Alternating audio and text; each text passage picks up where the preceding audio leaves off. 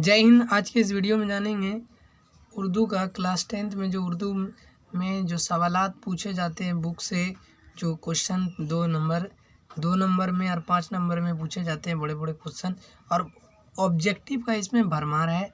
और इस content chapter के कंटेंट से इसे बनाया गया, उस लिहाज से बनाया गया कि किसी चैप्टर को छूटे ना, टच कर सके, उसके बारे में, उसके कहानी के बारे में, उसके किरदार के बारे में, उसके शायर के बारे में कैसे याद कर सकें। चलिए देखते हैं। पहला है हमद माने होता है खुदा की तारीफ़ या अल्लाह की तारीफ़। हमद उस शायरी को कहते हैं जिसमें अल्लाह की तारीफ़ है। नात उसे कहते हैं जिसमें रसूल करीम सल्लल्लाहु अलैहि वसल्लम की तारीफ़ यानी हमदो सना की जाए। हमारे जो निसाब में हमद खुदा अज़्ज़वजल है, जिसके लिखने वाले शबनम कमाली, उनका असल नाम मुस्तफ़ा रज़ा है। ये 22 जुलाई 1938 को बिहार के सीतामढ़ी यानी कोपू खरिया में पैदा हुए थे।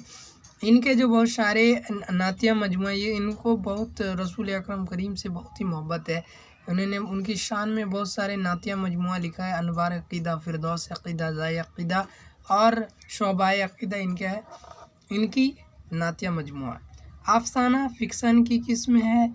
ये मगरिबी अदब यानी यूरोप से आई हुई ये रिवाज है, ये एक झूठी कहानी होती है जिसमें एक ही किरदार के बारे में सारा जिक्र किया जाता है, जिसका वादा है तासुर एक ही नशिस्त में पढ़ी जाए, और इसे चावल पर कुलवल्ला लिखने का फ़न कहा जाता है। अफ़साना जो पहला उर्दू का अफ़साना है 1903 में नसीर और खदीजा को तस्लीम किया जाता है। 1936 में तरक्की पसंद तहरीर का आगाज़ हुआ। हमारे जो निसाब में है पहला अफ़साना भाभी जान और रुकैया भाभी।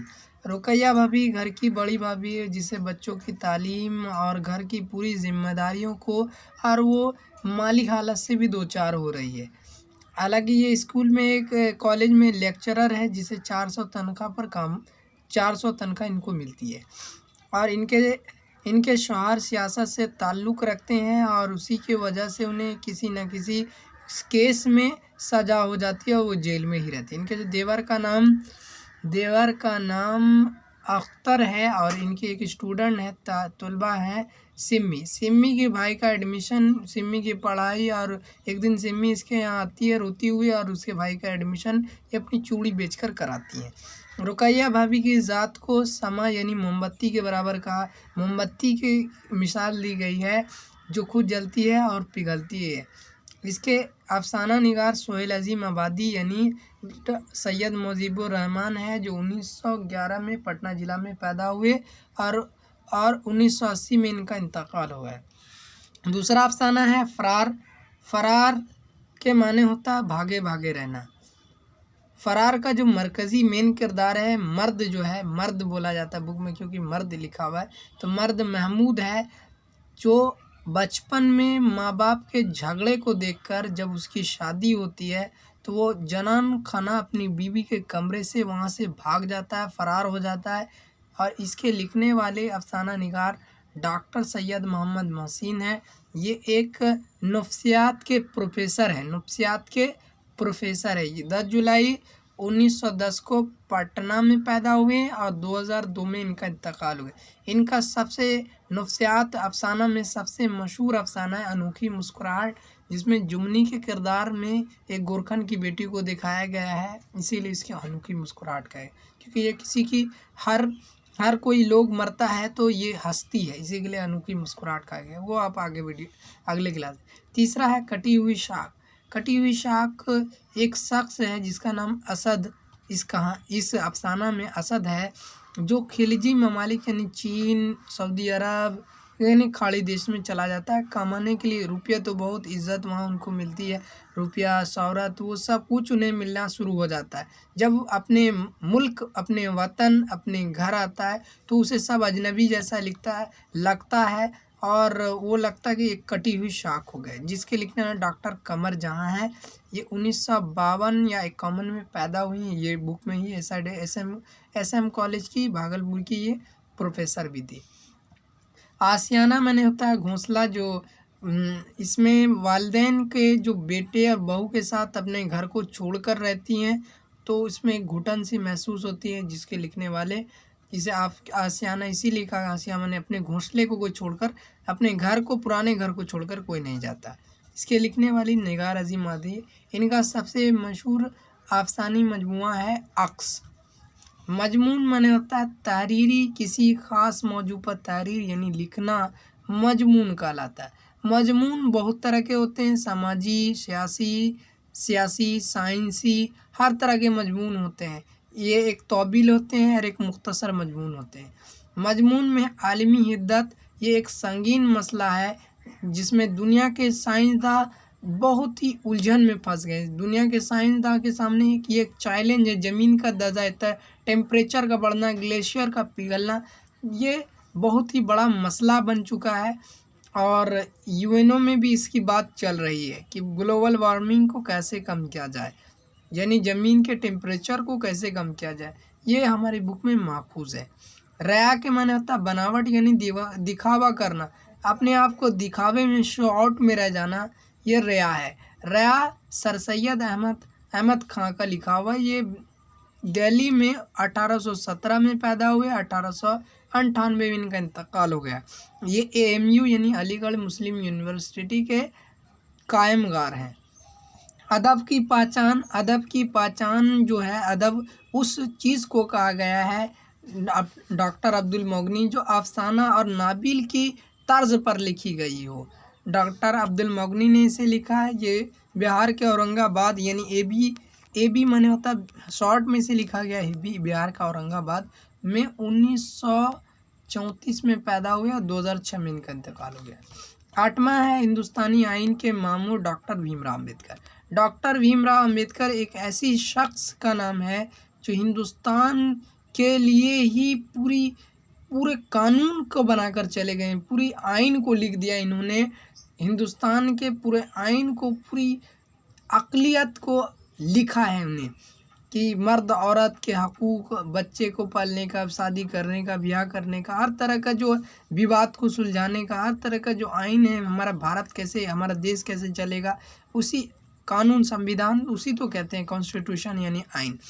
तो इनके साथ बहुत ही भेदभाव यानी कि छुआछूत, ऊंच नीच, बड़ी जातियाँ इनके साथ बहुत ही बुरा सलूक करती थी। इन्हें स्कूल में भी अलग बैठाया जाता था। जिस ऑफिस में काम करते थे इनसे लोग बहुत घिना करते थे, फाइल भी उन्हें फेंक कर दिया करते। इनकी पैदाइश 14 अप्रैल 1891 में हुई और इनका इंतकाल, और इन्होंने बौद्ध धर्म को कबूल कर लिया था। ये अब जाना, हिंदू धर्म से ये महौर जाति में पैदा हुए थे। महाराष्ट्र के महौर जाति महू सेंट्रल में पैदा हुए थे। महाराष्ट्र के महू सेंट्रल में पैदा हुए थे। इनके पिता का नाम सत्यपाल ऐसे नाम था, जहन से निकल जा रहा है। तो 1956 में इनका इंतकाल हो गया। 5 दिसंबर 1956 में इनका इंतकाल हो गया। आगे देखेंगे आर्यभट्ट और त्रिगुणा यानी आर्यभट्ट की लाइब्रेरी। ये 400 ईस्वी में बिहार के त्रिगुणा में पैदा हुए। आर्यभट्ट जो है बिहार के त्रिगुणा में, बिहार में ही पैदा हुए। आर्यभट्ट जो है बिहार में ही पैदा हुए और अपनी त्रिगुणा लाइब्रेरी को ही बताया। इन्होंने चंद्रमा और सूर्य ग्रहण और चंद्र ग्रहण के बारे में समझाया था। उर्दू ड्रामा निगारी और आगाही हसर। ड्रामा के माने होता है करके दिखाना यानी किसी के सामने प्रेजेंट। ग्रीक वर्ड होता है ड्रामा जिसके मतलब होता है करके दिखाना। आगाही हसर प्रोफेसर लतीफ़ुर रहमान का है। ये छपरा में 1941 में पैदा। इसमें शेक्सपियर का जिक्र आया, बहुत बड़ा ड्रामा निगार था शेक्सपियर।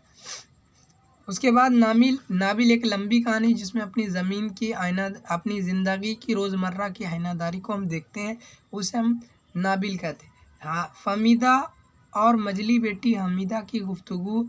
ये अपने वालिद को नमाज पढ़ते हुए देख रही है और उसी के बारे में गुफ्तगू कर रही है। इसके उर्दू का पहला अफसाना निगार डिप्टी नज़ीर अहमद है। डिप्टी नज़ीर अहमद ने ही ये अफसाना लिखा है। ये छपरा इनका लिखा है। मकतूब माने होता है खतूत। सैयद करामत हुसैन करामत हमदानी के नाम असदुल्ला खां गालिब ने 900 खत लिखा है। 900 खत अपने दोस्तों, अहबाबों, अजीज़ों को, शागिर्दों को 900 टोटल खत इन्होंने लिखा है। मेरे उर्दू खत में गालिब ने कहा कि मैंने मरासला को मकालमा बना दिया। इन्होंने खुद कहा कि मैंने खत को इतना आसान बना दिया है, कहने का बात नहीं। और अपनी बेटी सगरिया के नाम अब्दुल गफूर शहबाज ने खत लिखा है।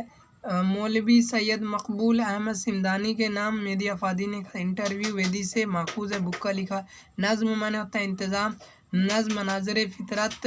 चकबस्त ने देहरादून की खामोश पहाड़ियों के बारे में इसमें बयान किया है।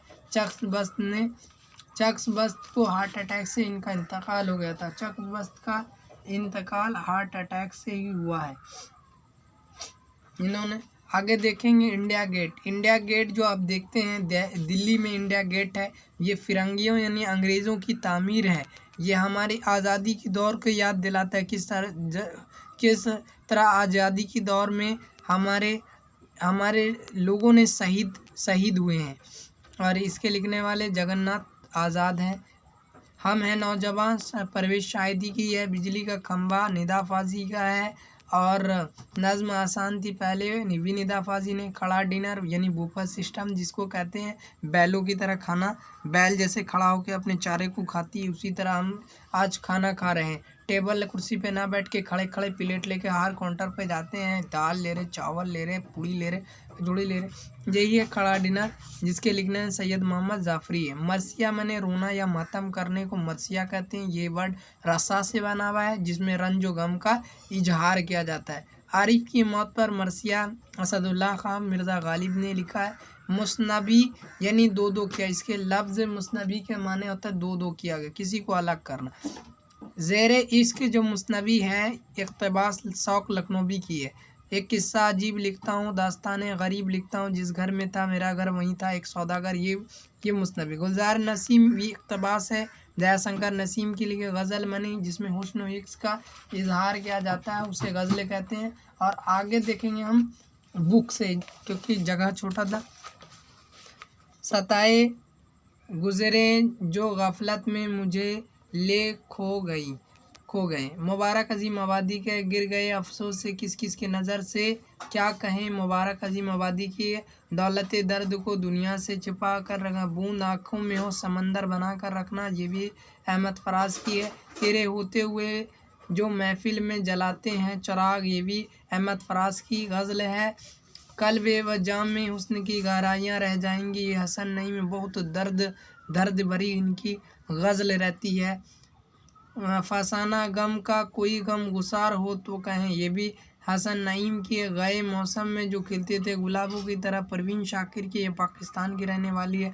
गए बारिशों हुई तो फूलों के तन चाक हो गए, परवीन शाकिर की है। दस्ते असा मौजज़ा भी उसी का है, इरफान सिद्दीकी है। काम इस सिकवा तन्हाई से क्या चलता है, इरफान सिद्दीकी। दुआ मैंने दो आशार की नज़्म को दुआ कहते हैं जिसे लिखने वाले ज़फ़र गोरखपुरी। गीत मन होता है गाना यानी नगमा तराना करना। जो जमुना की लहरें उठती हैं जिसे लिखने वाले सलाम मछली शहरी की है। ये एकदम कंप्लीट वीडियो है। अगर आप इससे स्किप करके रोक पोज करके आप नोट कर सकते हैं। अगर वीडियो अच्छा लगा तो लाइक करें, कमेंट करें, शेयर ज़रूर करें क्योंकि जिससे शेयर करने से हमें एनर्जी मिलेगी। और अगर आप चैनल पे नए हैं तो सब्सक्राइब ज़रूर कर दें। मिलेंगे नेक्स्ट क्लास में, तब तक के लिए जय हिंद।